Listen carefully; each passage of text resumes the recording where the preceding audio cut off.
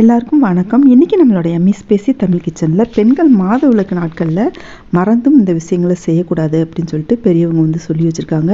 அதே மாதிரி தீய சக்திகள் விலக நம்ம மாதவிலக்கு சமயங்களில் நம்ம வீட்டில் இருக்க தீய சக்திகள் விலக இதை செஞ்சோம் அப்படின்னு சொன்னால் செல்வ வளம் பெருகுங்க. நம்ம குடும்பம் வந்துட்டு எப்போவுமே நல்ல நிலைமையில் இருக்கும். நம்ம குடும்பத்தில் வந்துட்டு எப்போவுமே மகாலட்சுமி வாசம் செய்வாங்க. தெய்வ அருள் கிடைக்கும், தெய்வ கடாட்சம் கிடைக்கும். தெய்வங்கள் எப்போவுமே நம்மளை விட்டு விலகாமல் நம்ம கூடவே இருப்பாங்க. இந்த விஷயங்கள்லாம் என்னென்ன அப்படின்னு சொல்லிட்டு பார்க்கலாம். வாங்க வீடியோக்குள்ளே போகலாம். அதுக்கு முன்னாடி ஒரு சின்ன விஷயங்க, இந்த வீடியோக்கு நீங்கள் பண்ணக்கூடிய ஒவ்வொரு லைக் தான் எனக்கு பண்ணக்கூடிய ஒரே ஆதரவு சப்போர்ட். ஸோ இந்த வீடியோ பிடிச்சிருச்சுன்னா லைக் பண்ணி சப்ஸ்கிரைப் பண்ணிக்கோங்க. மாதவிலக்கு நாட்களில் ஒரு சில விரதங்கள்லாம் இருக்குங்க. இப்போ சஷ்டி விரதம் நீங்கள் இருந்துக்கிட்டே இருக்கீங்க, இடையில வந்துட்டு இந்த மாதிரி கொஞ்சம் நீண்ட நாட்களுக்கு இருக்கக்கூடிய விரதங்கள் வந்து இருந்துக்கிட்டு இருக்கீங்க. அப்போ இடையில நீங்கள் மாதவிலக்கு ஆகிட்டீங்க அப்படின்னு சொன்னால் அந்த விரதத்தை தொடர்ந்து இருக்கக்கூடாதுங்க. நம்ம அந்த விரதத்தை அப்படியே விட்டுட்டு அடுத்த தடவை நம்ம வந்துட்டு நம்ம புதுசாக வந்துட்டு விரதம் இருந்துக்கலாங்க. அந்த மாதவிலக்கு நாட்களில் விரதத்தை நம்ம இருக்கக்கூடாது. அந்த விரதம் இருந்துட்டு இருந்தோம் அப்படின்னு சொன்னால் நம்ம மாதவிலக்கு ஆகிட்டோம் அப்படின்னு சொன்னால் அப்படியே விட்டுறது நல்லதுங்க. ஆனால் மனசுக்குள்ளே கடவுள் நினச்சிக்கலாம், வேண்டிக்கலாம், நம்ம தெய்வங்கள் நம்ம கூடவே இருக்காங்கன்னு நம்ம வேண்டிக்கலாம், செஞ்சுக்கலாம். ஆனால் வந்துட்டு இந்த விரதத்தை தொடர்ந்து நம்ம வந்து இருக்கக்கூடாதுங்க. அதே மாதிரி ஒரு சிலர் பாருங்கள், காலையில் முகத்தை கை கால் கழுவிட்டு நிலைவாசலில் விளக்கேற்றுவாங்க தினமே. ஒரு சில பெண்கள், ஒரு சிலர் பார்த்திங்கன்னா குளிச்சுட்டு விளக்கேற்றுவாங்க. இந்த மாதவிலக்கான டைமில் அந்த விளக்கு ஏற்றக்கூடாதுங்க. வீட்டில் இருக்க மற்றவங்கள வச்சு ஏற்ற செய்யலாமே தவிர, வீட்டில் இருக்க ஆண்கள் இல்லை பெரியவங்க இருந்தாங்கன்னா பெரியவங்க, அடுத்து இல்லைன்னா குழந்தைகளை வச்சுட்டு ஏற்ற சொல்லாமே தவிர, இந்த மாதவிலக்கான பெண்கள் வந்துட்டு இந்த விளக்கை மறந்து கூட ஏற்றக்கூடாதுங்க. அடுத்து பார்த்தோன்னு சொன்னால் வீட்டில் வந்து கருவேப்பிலை செடி, மஞ்சள் செடி, அடுத்து வந்து வேப்பிலை செடி, அப்புறம் பார்த்தோம் அப்படின்னு சொன்னால் சோற்று கற்றாழை இருக்கு இல்லையா, அந்த சோற்று கற்றாழை செடி, வெற்றிலை செடி, இதெல்லாம் இருந்துச்சு அப்படின்னு சொன்னால் அந்த இடத்துல வந்துட்டு நீங்கள் கிட்டத்தில் போகக்கூடாதுங்க. தண்ணியும் ஊற்றக்கூடாதுங்க செடிகளுக்கு. அது வந்து தெய்வாம்சம் நிறைந்த செடி. எப்போவுமே உங்கள் வீட்டில் வந்து தெய்வ கடாட்சம் இருக்கணும்னு நினைக்கிறீங்கல்ல, அதனால் பாருங்கள், நீங்கள் மாதவிலக்கான நாட்களில் அந்த செடிகளுக்கு கிட்டத்துலேயும் போகக்கூடாது, தண்ணீரும் ஊற்றக்கூடாது. வீட்டில் உள்ள மற்றவர்களை வச்சு அந்த செடிகளுக்கு தண்ணீர் ஊற்ற சொல்லலாங்க.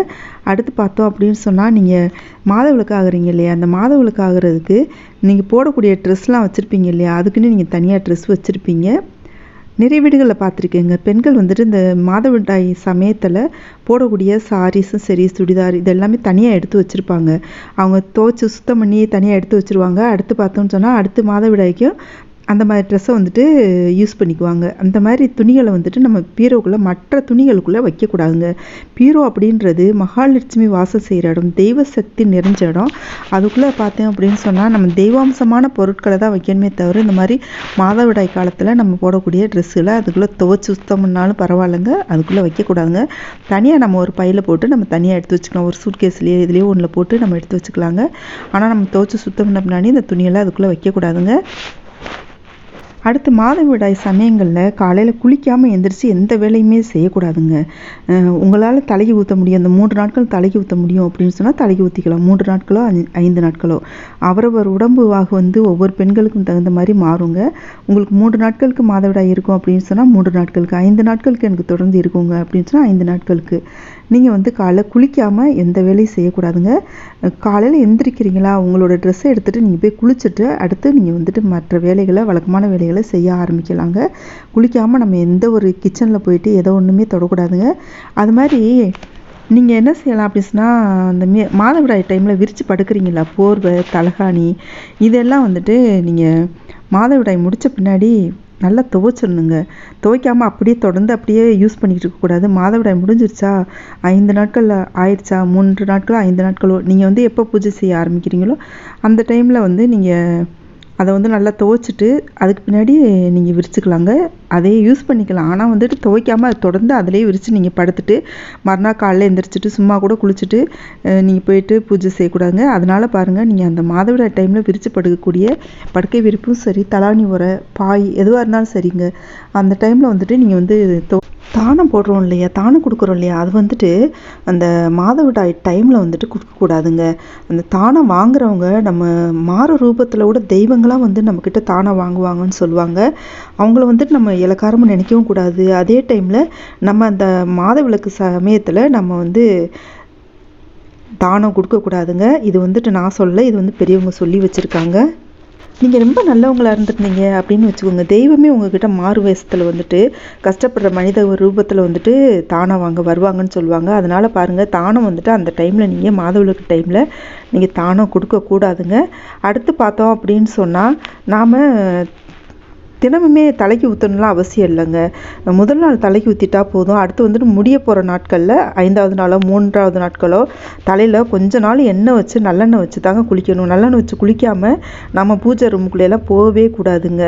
பூஜை ரூமுக்குள்ளே போகக்கூடாது, விளக்கேற்றக்கூடாது, எந்த ஒரு நல்ல காரியங்களும் செய்யக்கூடாது. அதனால் பாருங்கள், கொஞ்ச நாள் எண்ணெய் தலையில் உச்சந்தலையில் வச்சு நம்ம தேய்ச்சி குளிச்சுட்டு தாங்க நம்ம பூஜை ரூமுக்குள்ளே போகணும். முடிய போகிற டைமில் நான் சொல்கிறேன், தினமும் தலை குத்தணும்லாம் அவசியம் இல்லைங்க. முதல் நாள் குளிச்சுட்டு அடுத்து முடிய போகிற டைமில் நம்ம தலை குளித்தோம்னாலே போதும். உங்களால் முடியும் அப்படின்னு சொன்னால் தினமுமே குளிச்சுக்கலாங்க. அடுத்து நம்ம வாங்க போகிற நகைகள் வந்துட்டு அடகு கடைக்கு போகாமல் நகைகள் நம்மக்கிட்ட பெருகணும் அப்படின்னு சொன்னால், நம்ம இந்த மாதவிலக்கு டைமில் நீங்களும் சரி, அடுத்து உங்கள் குடும்பத்தில் உள்ள ஆண்களாக இருந்தாலும் சரி, வேறு பெரியவங்களாக இருந்தாலும் சரி, அந்த டைமில் வீட்டில் ஒரு பெண்ணு வந்துட்டு மாதவிலக்கு ஆகிருக்காங்க அப்படின்னு சொன்னால் அந்த டைமில் நகைகள் வாங்காதீங்க. அந்த நகைகள் வந்து அந்த டைமில் வாங்கணும் அப்படின்னு சொன்னால் அது அந்த வீட்டில் தங்காதுன்னு சொல்லி பெரியவங்க சொல்லுவாங்க. அடிக்கடி அடகு கடைக்கு போகக்கூடிய அளவுக்கு குடும்பத்தில் கஷ்டம் வரும்னு சொல்லுவாங்க. அதனால் பாருங்கள், அந்த டைமில் மாதவிலக்கு டைமில் வீட்டில் நகைகள் வாங்குறத தவிர்த்துருங்க. அதுக்கு முடித்த பின்னாடி நீங்கள் வந்து தாராளம் போய் வாங்கலாங்க.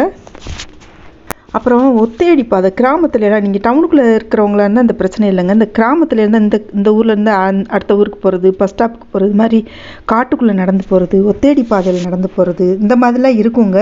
அந்த டைமில் பெண்கள் வந்து கையில் ஏதாச்சும் ஒரு சின்ன இரும்பு பொருள் வச்சுக்கோங்க. துணைக்கு யாராவதையும் கூட்டு போங்க. தனியாக போகாமல் இருக்கிறத தவிர்த்துறது நல்லது. இந்த பேய் பிசாசுகள் எல்லாம் பாருங்களேன், அந்த நுனி முடியில் கூட நிற்கும்னு சொல்லுவாங்க. அந்த டைமில் மாதவிலக்கு டைம்லையும் சரி, பெண்கள் தீட்டு வீட்டுக்கு விளக்க, இந்த குழந்தை பெற்று 30 நாள், அப்புறம் வயசுக்கு வந்த டைமில் 30 நாளைக்கு, அந்த டைமில் எல்லாம் நுனி முடியில் கூட அந்த பேய் பிசாசுலாம் நிற்குமா, எப்படா இவங்களை பயமுறுத்தலாம் அப்படின்ற மாதிரி. அதனால் பாருங்கள், நீங்கள் தனியாக வெளியில் எங்கேயாவது போகிற மாதிரி இருந்துச்சுன்னா பொதுவாகவே ஒரு சின்ன இரும்பு மாதவிலக்கு சமயத்தில் நீங்கள் உங்கள் பேக்லேயோ ஏதோ ஒரு இடத்துல நீங்கள் உங்கள் கூட வச்சுக்கிற மாதிரி பார்த்துக்கோங்க. அடுத்து அரிசி நம்ம வந்து தினமே சமைக்க எடுப்போம் இல்லையா, மொத்தமாக அரிசி இருக்கிற இடம் வந்துட்டு அன்னலட்சுமி குடியிருக்கிற இடம்னு சொல்லுவாங்க. ஒரு சிலர் பாருங்கள், வருஷ கணக்காக பல வருஷங்கள் 50-100 வருஷமாக கூட அந்த அரிசி தீராமல் வாங்கி கொட்டி வச்சுக்கிட்டே இருப்பாங்க, தீர்றதுக்கு முன்னாடியே. அது மாதிரி அன்னலட்சுமி வாசம் செய்வாங்க. எனக்குலாம் தெரிஞ்ச ஒருத்தவங்க இருக்காங்க. அவங்கெல்லாம் பிறக்கிறதுக்கு முன்னாடி இருந்தே அவங்க வீட்டில் அந்த பாத்திரத்தில் வந்து அரிசி தீர்ந்த பின்னாடி வாங்க மாட்டாங்களாம். கொஞ்சோன்னு அரிசி இருக்கும்போதே வாங்கி போட்டு வச்சுக்குவாங்களாம்.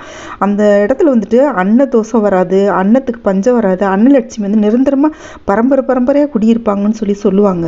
அதனால பாருங்கள், அரிசி வந்து அந்த நேரத்தில் நீங்கள் வந்து எடுக்காதீங்க.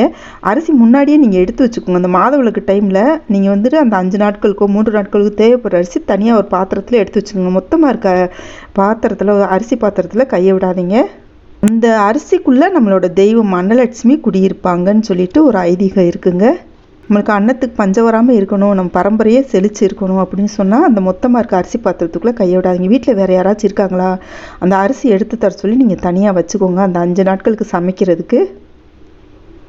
அடுத்து நம்ம சரிங்க, இந்த 5 நாட்களுக்கும் சரி 3 நாட்கள் உங்கள் உடம்பு எத்தனை நாளைக்கு நீங்கள் உங்களுக்கு மாதவிலக்கோ அத்தனை நாளைக்கு உப்பு ஒரு பேப்பரில் மடித்து தலைக்கு அடியில் தலையணைக்கு அடியில் வச்சு படுத்துக்கிறத வழக்கமாக வச்சுக்கோங்க. அந்த 5 நாள் முடித்த பின்னாடி அந்த உப்பை வந்து தீயில் எரிச்சிடணுங்க. ஒரு பேப்பர் ஏதாச்சும் குச்சிகளை போட்டு அந்த உப்பை வந்து எரிச்சிடணுங்க. அந்த உப்பு எரிச்சிட்டோம் அப்படின்னு சொன்னால் நம்ம உடம்புல இருக்க தீய சக்தி, நம்ம வீட்டை சுற்றி நம்ம இருக்கிற தீய சக்தி எல்லாமே விலகிரும்னு சொல்லுவாங்க. வீட்டில் நீங்கள் மாதவிலக்காக இருக்கீங்க அப்படின்னு சொன்னால் வீட்டில் இருக்க மற்றவர்கள் பூஜை பண்ணலாங்க. வீட்டில் இருக்க ஆண்கள், குழந்தைகள், பெரியவங்க யாராச்சும் இருந்தாங்க அப்படின்னு சொன்னால் வழக்கு போல் உங்கள் வீட்டில் பண்ணக்கூடிய பூஜைகளை வந்து பண்ணலாம். அந்த உப்பை வந்து நம்ம 5வது நாளோ 3வது நாளோ வச்சு எரிச்சணும்னு சொல்லலையே, இது வந்து அந்த காலத்துலேருந்தே வந்துட்டு பெரியவங்க வந்துட்டு முறைப்படி வயசான பெண்கள் வீட்டில் இருக்காங்கன்னா அவங்க அந்த உப்பு பூரா வாங்கி போட்டு ஒரு பாத்திரம் வச்சுருப்பாங்க, வீட்டுக்கு உபயோகம் இல்லாத பாத்திரமாக வச்சுருப்பாங்க. அப்படி இல்லைன்னா இதுக்குன்னே தனியாக அந்த காலத்துலலாம் ஒத்த அடுப்பு வந்து மண் அடுப்பு வந்து கட்டி வச்சுருந்துருக்காங்க. அதுக்குள்ளே போட்டு குச்சி இதெல்லாம் போட்டு எரிச்சிருவாங்க. நீங்கள் வந்துட்டு இப்போ நீங்கள் பிளாட்டில் குடியிருக்கவங்க இந்த மாதிரிலாம் செய்ய முடியாது அப்படின்னு சொன்னீங்கன்னா ஏதாச்சும் ஒரு பாத்திரத்தை வச்சுட்டு நீங்கள் அந்த உப்பை எரிச்சிடலாம். அப்படி இல்லைன்னா தண்ணியில் கரைச்சி நம்ம வாஷ் பேசினில் விட்டுலாங்க.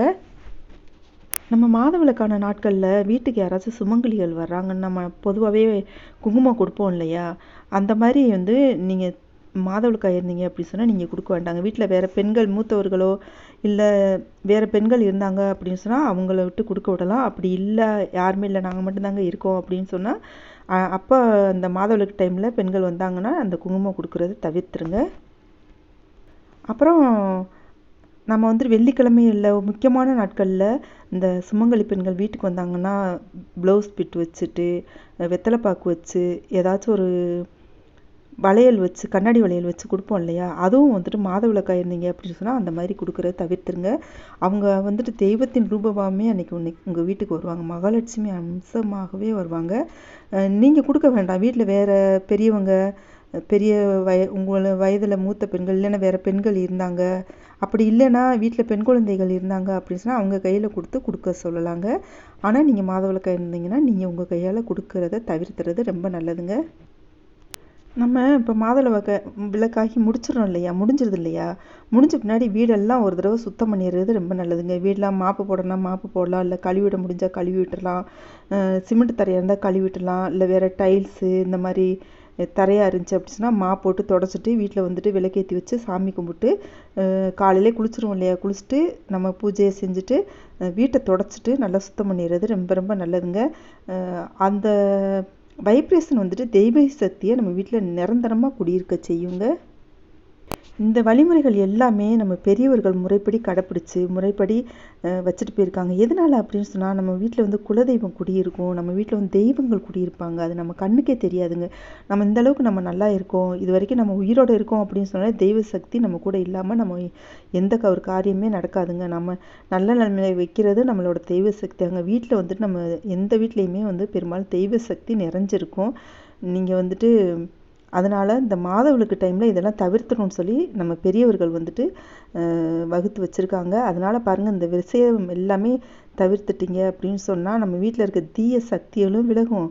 அதே சமயத்தில் நம்மளுக்கு வந்துட்டு தெய்வ கடாட்சம் வீட்டில் நிறைஞ்சிருக்குங்க. தெய்வங்கள் மகாலட்சுமி அருள் கிடைக்கும், குலதெய்வ அருள் கிடைக்கும், குலதெய்வம் வீட்டில் வந்து தேடி வந்து இருக்கும். இந்த மாதிரி நம்ம ஃபாலோ பண்ணுவோம் அப்படின்னு சொன்னால் வீட்டில் வந்துட்டு நீங்கள் மாதவிடாய் முடிஞ்ச பின்னாடி தலைக்கு எண்ணெய் வச்சு குளிச்சுட்டு நீங்கள் வீடெல்லாம் சுத்தம் பண்ணிவிட்டு துணியெல்லாம் துவைச்சி போட்டுட்டு படுக்கை விரிப்பு இதெல்லாமே துவைச்சி போட்டுட்டு நீங்கள் வந்து வீட்டில் விளக்கேற்றி பத்தி சூடம் சாம்பிராணி இதெல்லாம் போட்டு மட்டும் வைங்க. அப்புறம் எங்கெங்கே போகுது உங்கள் தெய்வங்கள் எல்லாமே உங்கள் கூடவே தான் காலம் ஃபுல்லாக இருக்குங்க. தெய்வ கடாட்சம் நிரந்தரமாக வீட்டில் தங்கணும் அப்படிங்கிறதுக்காக தான் மாதவிலக்கு டைமில் இந்த விஷயம்லாம் செய்யக்கூடாது, இந்த விஷயம் எல்லாம் செய்யணும் அப்படி சொல்லி பெரியவங்க வந்து சொல்லி வச்சுருக்காங்க. உங்களுக்கு இந்த பதிவு பிடிச்சிருந்துச்சுன்னா நம்ம சேனல் இது வரைக்கும் சப்ஸ்கிரைப் பண்ணலைன்னா சப்ஸ்கிரைப் பண்ணிக்கோங்க. உங்களோட மேலான கருத்துக்களை கமெண்ட்டில் தெரியப்படுத்துங்க, லைக் பண்ணிக்கோங்க. நாம் இன்னும் நல்ல பதிவில் சந்திக்கலாமா? நன்றி, வணக்கம்.